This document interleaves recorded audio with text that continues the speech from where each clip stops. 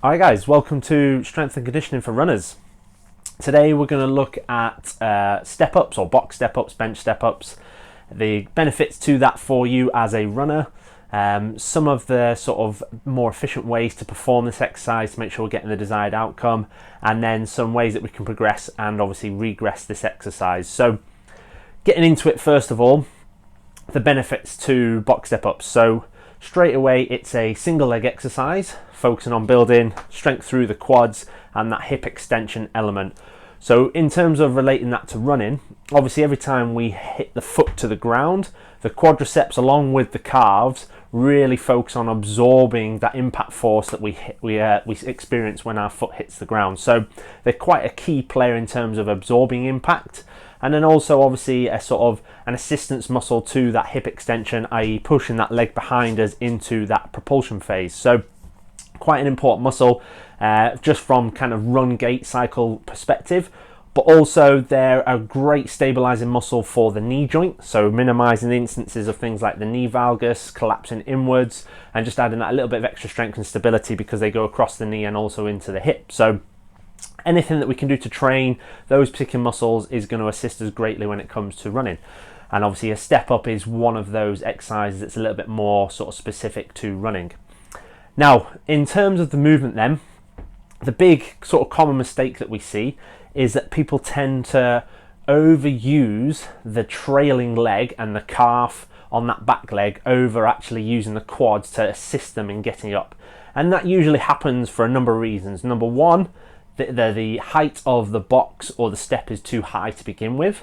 And number two, they tend to have too much weight in their hands, across their backs, their shoulders, etc., making it again a bit more of a sort of a trail leg focused exercise rather than the quad, which is what we're trying to build from this movement.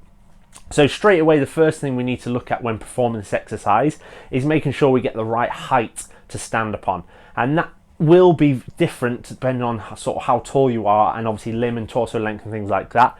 And I also understand that in terms of practical element, it's not always easy to get different heights of steps, etc. But ideally what we're looking for is when we place the foot onto the step, we have no more than a 90-degree bend at the knee, i.e. the knee is in line with the hip, not higher than. So if the box was higher, obviously that starts to bring the knee up above the hip, therefore making this a little bit of a tougher exercise to actually get the intended outcome. So we want something that ideally gives us that rough 90-degree bend with the knee in line with the hip. So straight away there, once we've got the correct height, in terms of performing the exercise correctly, we need to make sure that we're really focusing on utilizing the muscles here on the front leg and not the muscles on the trail leg or that back leg. So one of the easiest ways to do that is what I like to do is just gently lean forward first into that front leg before we actually start to step up onto our box or bench. Now, apologies just before we go into this, obviously I'm in my outdoor kit shed, so space is a bit limited and also the ceiling height is a bit limited, so I'm not going to be able to probably stand up fully and you're probably going to see my head cut out of the video. However, the main focus is this area here, what we should be looking at, so that's what we'll focus on during this movement. So what we tend to see is when people step up, they do this.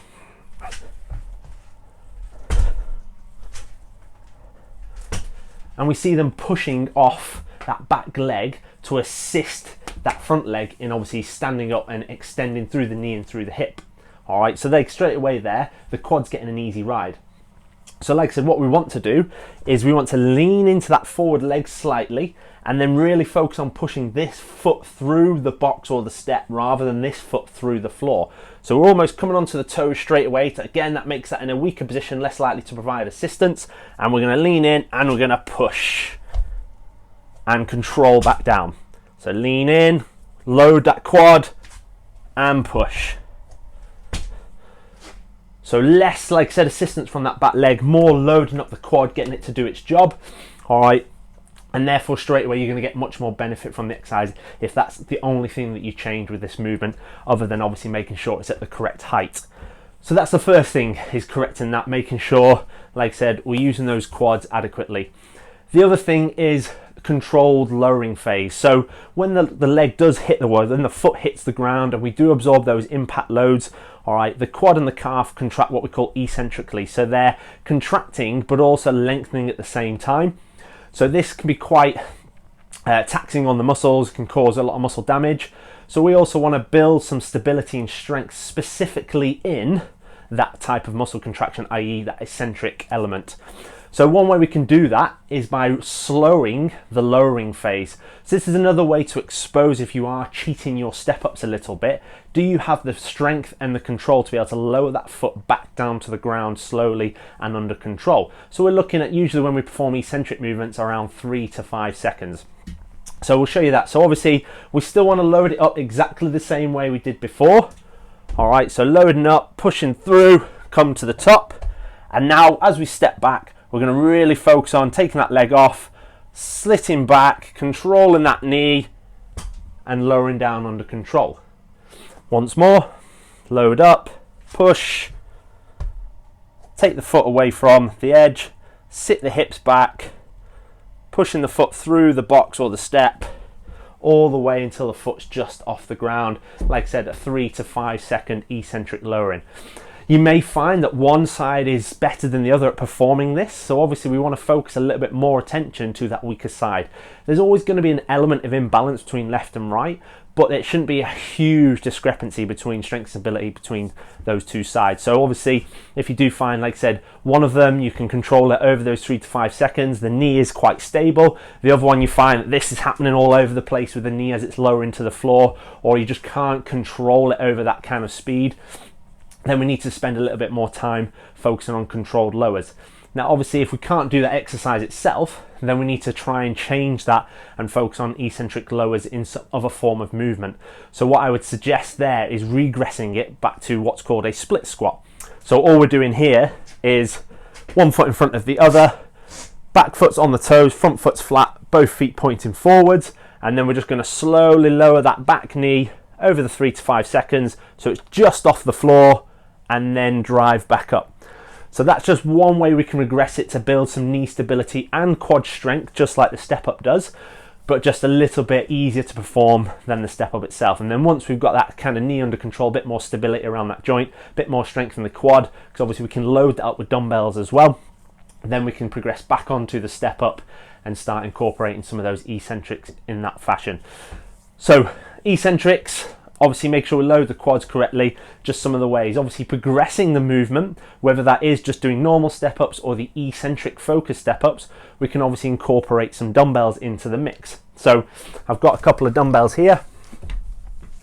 We can hold them in a couple of different ways. The first one is what we call the farmer's carry grip.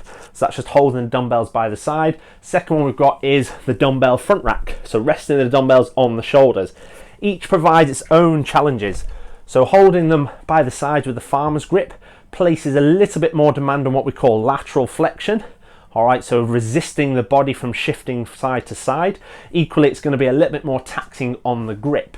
Now, obviously, as a runner, grip strength isn't necessarily as important, but obviously it does benefit other exercises such as deadlifts, which is important for runners.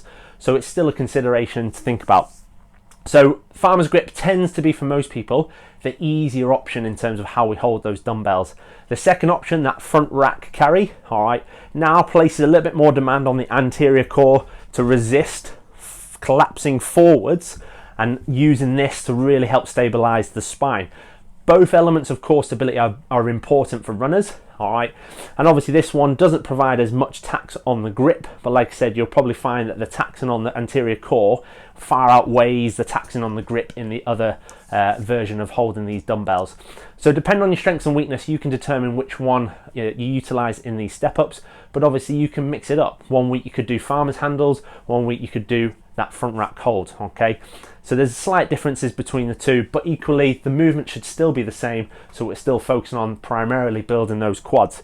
So again, looking at the farmer's carry style, holding that foot onto there, leaning in, really loading up that quad and pushing through, and then locking out at the top. So when we do come to that standing position, we make sure we're extending the hip fully, make sure this leg or the leg that's on the box does all the work first before we bring the other foot to meet it on the top, okay? Rather than trying to rush to get that foot on the box before this one is fully extended through the hip and really got that glute to drive through and lock out at the top. So same with the front rack hold. All right, I'm not going to show you that one because I'll end up cutting out the picture anyway. So just holding the dumbbells, same movement, like I said, just a slightly different stimulus. So that's the way we can progress it. Obviously, we want to be able to move a little bit of weight when it comes to this movement, okay? Just because obviously we're looking at absorbing 2, 3, even 4 times our body weight through our muscles and joints every time our foot impacts the ground. So yes, it's good to be able to do body weight, but we also want to be able to handle a little bit more than our own body weight with the external load through dumbbells. So something like 10 to 20 kilo dumbbells in each hand would be something that would be a good point to build up over time. All right. In terms of reps and sets, you're looking at doing anywhere between 6 to 8 reps per leg and 3 to 4 sets with a minute to a minute and a half rest between those sets. Remember, we're focusing on strength here, we're focusing on force production, we're not focusing on muscular endurance or anything like that. All your muscular endurance training you're going to get from your running, all right, which is going to be much more beneficial than doing high rep strength exercises with low weights. You're not really going to get any benefits other than just improving movement quality, which obviously if you're new to strength training is a good way to start with the higher reps, low load, or even body weight like we talked about.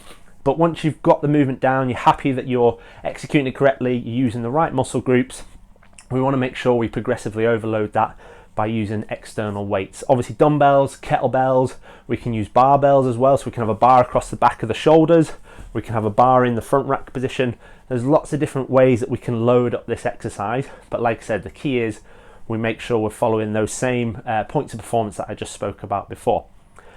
So that's your box step-ups. So like I said, benefits we've covered how to do the movement correctly, and also looked at ways that we can regress it with the split squat, and obviously progress it simply with things like adding weight with dumbbells, kettlebells or barbells.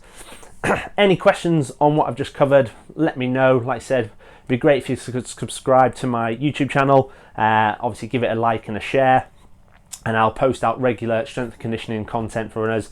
So really just looking at breaking down movements, looking at the benefits of exercises, whether they're beneficial or not, and obviously just other tips and tricks when it comes to your strength training to assist your running and obviously help you become less injury prone and more efficient, which is what we get when we carry out strength training.